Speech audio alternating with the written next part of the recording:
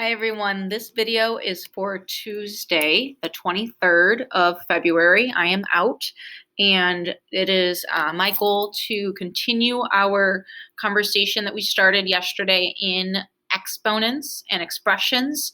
And it's your expectation, it's my expectation of you that you have the Pear Deck link open as you watch this video so that you can follow along and participate in that way. If you are in school, you don't need to watch this video, but you can if you are confused with the substitutes walking you through this same material. That is the plan for you in person. But if you are at home, there is no meet, and you are to watch this video and complete the Pear Deck along with me. I'm showing you the first slide in your Pear Deck link. Remember, it is in a new spot. It is in the classwork tab, along with an exit ticket question for today's lesson. And we are going to be kind of all over the place. We're going to be in our instruction book for a couple of problems, in our packet for a couple of notes that we didn't have time for yesterday, and doing some practice and problem solving. So it's a jam-packed video, and hang tight and interact. When I say pause and actually try it.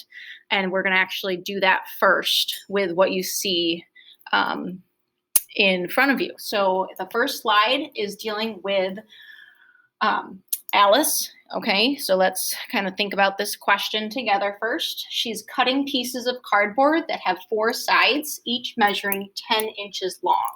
Just going to make sure my pen is working here as I continue to read. She tapes 6 of those pieces together to make a box.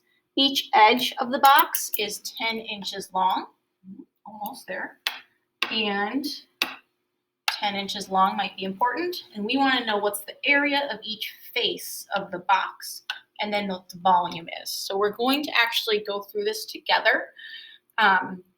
If you want to pause at this point and try it on your own and then resume and see if you were right, go for it by all means. So we are going to identify the shape of the face. There's a little geometry there going on.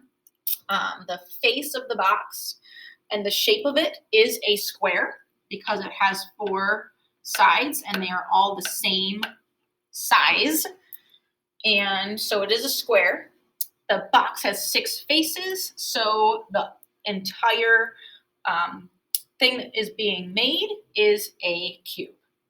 So there's a little vocabulary there, geometry going into this problem. We're going to label the dimensions of the face of the box, and because the edges are each 10 inches long, we're just going to write 10 and 10 on either side, and that means the dimensions of the entire cube are all 10. Now, we can't just put the number. We want to include the unit. So that is it's not said, but it is implied that whenever we're using units, that we include them in our dimensions. So I'm going to write IN, meaning inches, after each number 10.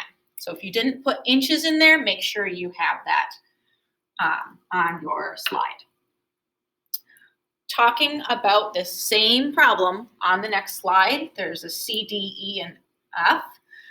That does mean we might need to go back to this problem to look at the picture if needed. So write an expression to represent the area of the face. So area using multiplication is length times width. If it's a square, it's going to be side times side because it's the same number. So our multiplication is just one side 10 times the other side 10. Now, we learned yesterday, start of, how to use exponents, and we know that when there's repeated addition, we can show that with that 2, that exponent of 2. So using exponents, we're going to have 10 squared. Now we're going to do the volume. Now volume, remember, so this is area equals length times width. When it's a square, we have side times side. So for volume's going to be length times width times height if it's a rectangular prism, or if it's a cube, it's going to be side times side times side. So they're all 10. So we're going to do 10 times 10 times 10. Remember, repeated addition using exponents. Hopefully you are seeing that that also is 10 to the third power. Now, use your expressions to solve the problem, the area of each face. Now we're just going to do the math. We're just going to multiply. So we have 100 square inches for the area, and the volume is going to be 10 times 10 times 10, or 1,000 cubic inches. So the exponent is what you need to pay attention to as far as patterns. And in our expressions, this is an expression. There is a operation going on, multiplication. That exponent tells you how many tens you are seeing in the multiplication. So that's the pattern that I want you to notice. Here again, the exponent is 3, and we have 3 tens showing up. So that's the pattern that F was talking about. Okay. So now the next 2 slides in your pear deck, you just have to mark up as we talk about it. It's a review / repeat of our new information and kind of going through those vocabulary words again. So repeated multiplication, specifically with area of a square. We didn't talk about area or volume yesterday. So this is application to geometry, meaning finding area of a square. We can actually use exponents when we're talking about area. So area, now this is just dealing with sides that are 5 units long, not like Alice and 10. So we can show repeated multiplication, 5 times 5. This is going to be similar to our notes. We can show 5 times 5 using exponents with that 5 squared. We have special ways to talk about the power of 2 or 5 raised to the second power. We talked a little bit about how to talk about it, but not a lot. That's why we're going back and talking about it again today. And we also said that we could say 5 to the power of 2. That's another way we can talk about it. And then you see the simplified version, meaning let's actually find the value of that expression. That is do the math. And we have 5 times 5, which is 25, which is not new from the math we tried yesterday. So volume with edges of 5. So you're just underlining and circling along with me, following along as we go through this, is 5 times 5 times 5, or 5 to the third power, 5 raised to the third power, or 5 to the power of 3. Any of those ways to talk about it are great. Again, this is the special thing that we can use when we're talking about to the power of 3. We can say that it is cubed. And I'm doing this after school, and we have some custodial interruptions, but that's okay. So 5 to the third power, just like we saw yesterday, is going to be 5 times 5 times 5 times 5, which is 125. We learned yesterday as well to use our exponent key. I'm going to be doing that as well. And if you're in your yellow calculator, it is that key right to the left of 7. It looks like an arrow pointing up. And so just a plug for this yellow calculator being something that you're going to want to have handy as we continue on. Also, this is actually in your instruction book, page 144 and 145, where you can also see this information. So when we deal with squares and numbers that we get as answers to what is the area of a square that measures 5 inches by 5 inches, 25, 5 times 5, is called a perfect square. Okay? You can see that picture here of the square because it is a product. Hold on one second. I'm going to pause this.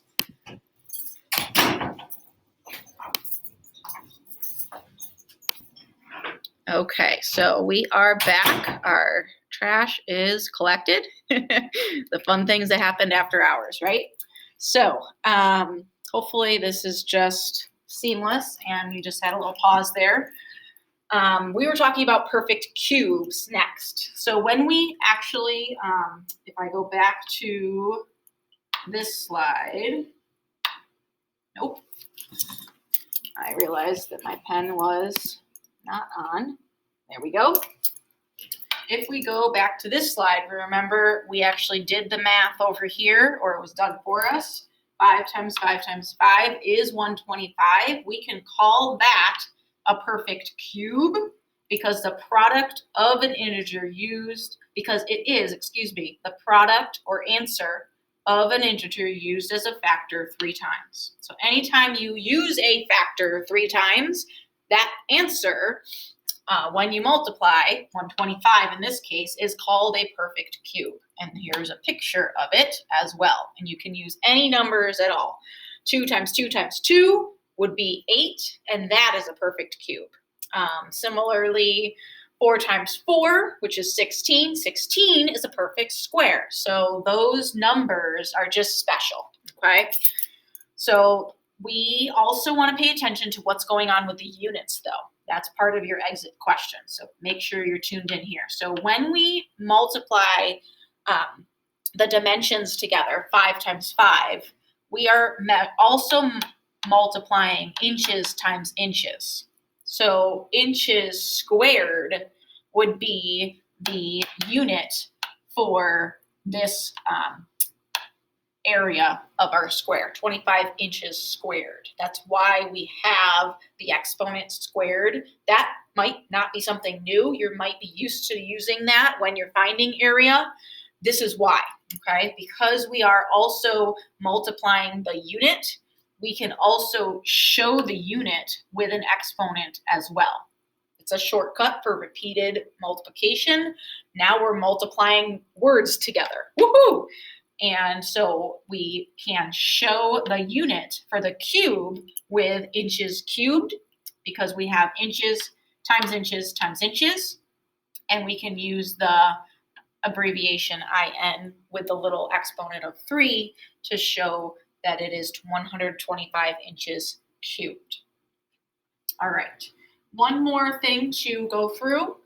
As far as the direct instruction, expressions, this is still in your instruction book, written with exponents are called exponential expressions. We actually did not talk about that way of calling what we're doing, but we did talk about expressions yesterday, and expressions involve numbers like 5 and an operation like multiplication. And when you have expressions with exponents, the big fancy word to talk about is it's an exponential expression. So we did talk about base and exponent. So the number being multiplied by itself is called the base, circle base, and the exponent, circle that vocab word, shows how many times to use the base as a factor. That is review, but it's new, so I'm glad we're doing it again. The exponent can also be called the power. Remember, little guy is very powerful, that the base is raised to. And now we have this labeled just like we did in our notes. So speaking of notes, we did not have time for 2 of our notes. And this was from our packet. I know I talked about the packet. If you were at home and you're here today in school, you actually have the actual paper copy of your packet. If not, it's in the anchor chart section of Google Classroom. We are going to finish up this practice that we did not have time for. I only actually had time for this slide with my first block, so I apologize if this is a repeat, but we will then clarify with my block 2 and my block 3 people who are learning from home today. So when we are writing each product using an exponent, I do not want you to actually calculate the value, okay? I don't want you to write down what 6 times 6 times 6 times 6 is. I want you to rewrite it using an exponent. So how many 6s are there? There are 4 of them. So the base, what is repeated, is the 6. It's a factor that is repeated. and it's repeated 4 times. So we are writing the products using factors as our basis, okay? The only factor that's being talked about right now is a 6. 6 times 6 times 6 times 6, okay? 4 times. If we were to find its value, that's next, then we can actually do the multiplication. But right now we're just rewriting. So example 2, what is the base? That is what number is being repeated. That is the 4. How many times it is repeated, that's the exponent. So this is 4 to the 3rd power, or 4 cubed. And this is read 6 to the power of 4. Okay? Now we're going to write each power as a product of the same factor that got cut off, and then actually calculate its value. Okay, so I'm going to grab my calculator here. When we're writing the power as a product, that means we're going to do the repeated multiplication of the same factor. So we have 4 squared, or 4 to the power of 2, which means we have 2 4s multiplied together. I don't need my calculator for that one. That's just 16. We can use decimals and fractions with this concept as well. Same thing applies. The base is the decimal. So 1.5 is being multiplied. I'm going to use my x for this just because it's a decimal, by 1.5, which is being multiplied by 1.5. Another way we could write this, because there's decimals, could be to use parentheses. You will see that sometimes when numbers are being multiplied together. So we have the dot and we have parentheses. They both mean multiplication. So on our calculator, I can put in 1.5 and then hit my exponent key. That will give me a space to put in my 3 for my exponent. And then when I press enter, I get the lovely decimal of 3 and 375 thousandths. Oh, my page just went wacko on me. And let's put that back up. And we are lined up now, and we are good to go. Next example uses a fraction. Okay, so I'm going to use my parenthesis and just write my 1/2. That is a 3. It is a little blurry, I apologize. So when we multiply, we could use our calculator for this, but I know when I multiply across, it's numerators and denominators, and so that is going to equal 1, and then 2 times 2 is 4, and then 4 times 2 is 8. Okay, so that will be how I would do that without a calculator. We have, for everyone, we did not get to this, so I'd like you to take a moment and try these examples. They're exactly the same as what we just did in our first blue slide. I'm trying to color code things to make it simpler. So this is still on page 1 in your packet if you are wanting to do this by hand if you're in school, or you can also do it on Pear Deck, and I'll give you a moment to do that. Okay, so here's what you should have had. 7 to the 4th power, you did not have to calculate it. And then since there are 1, 2, 3, 4, 5, 6, 7 9s, you have 9 to the power of 7. So that was examples 1 and 2. Moving on to the writing the product, we have 3 times 3 times 3 times 3. And 3 to the power of 4 is 81.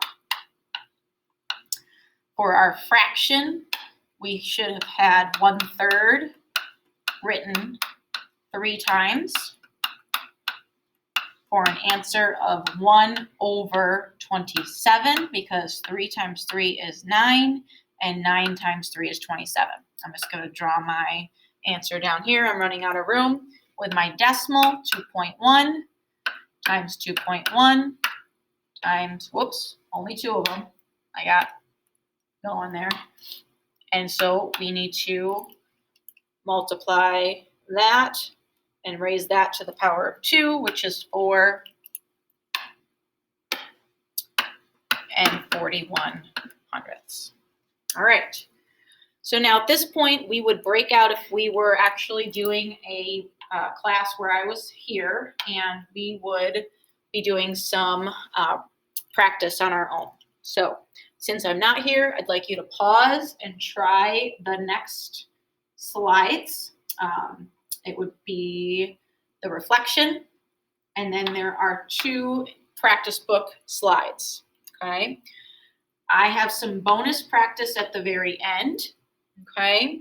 You don't have to try that on your own, but I would like you to try the reflection question and the next 2. And you can see up at the corner that there's a practice and problem solving page direction letting you know that it's practice time, and it goes on to the next page as well. When you're done, please resume and you can check your work, and then we will do these last 2 together.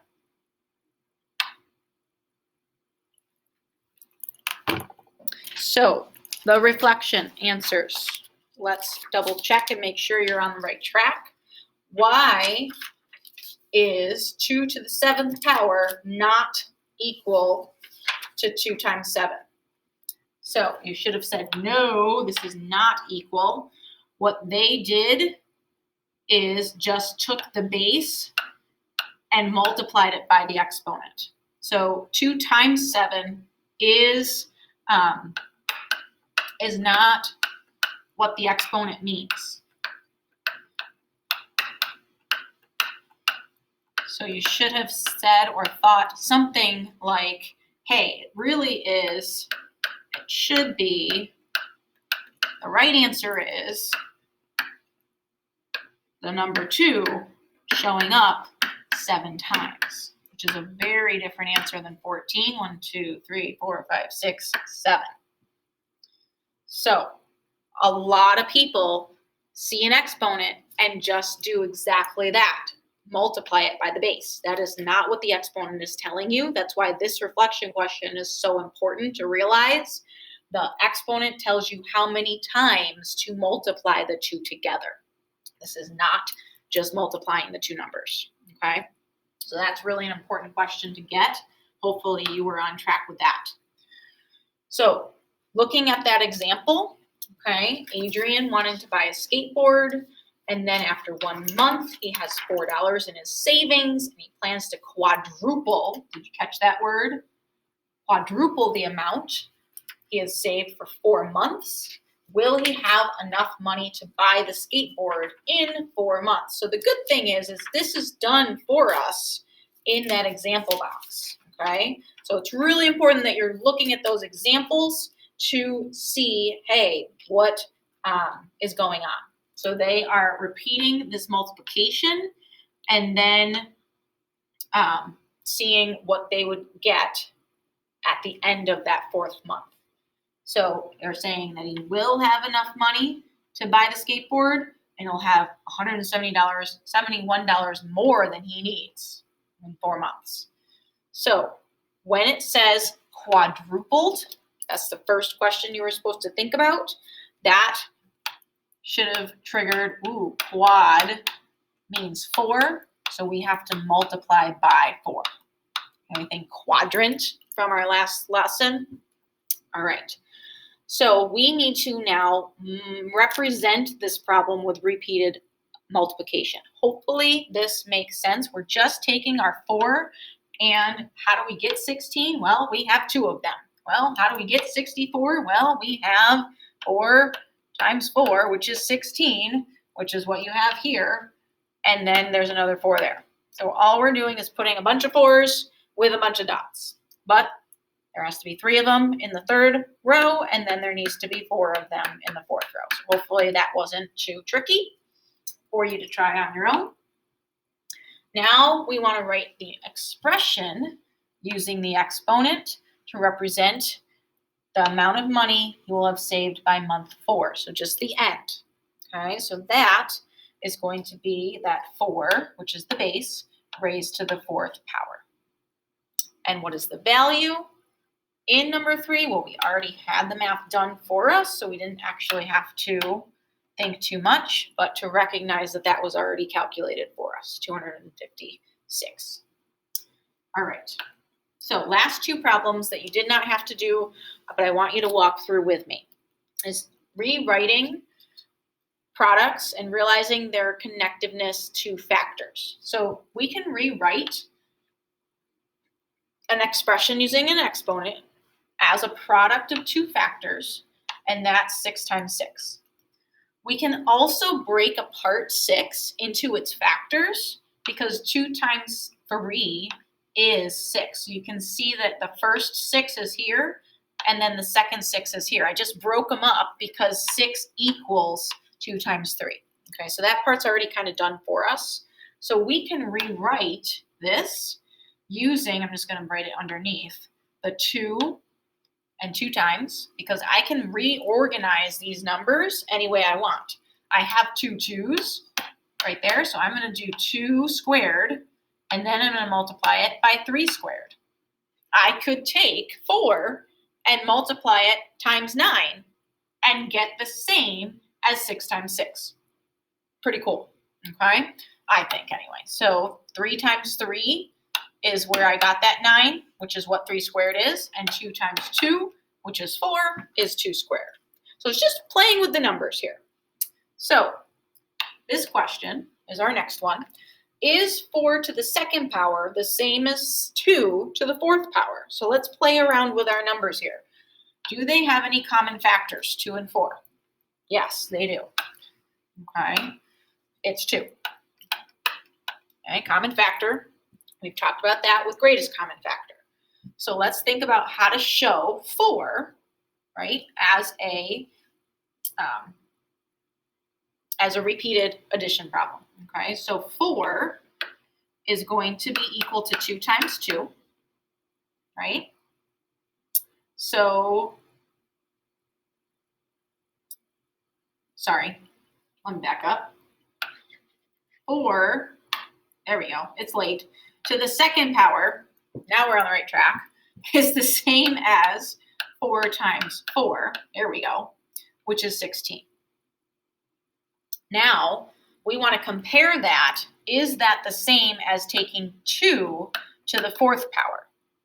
2 to the fourth power is 2 times 2 times 2 times 2. There's 4 2's.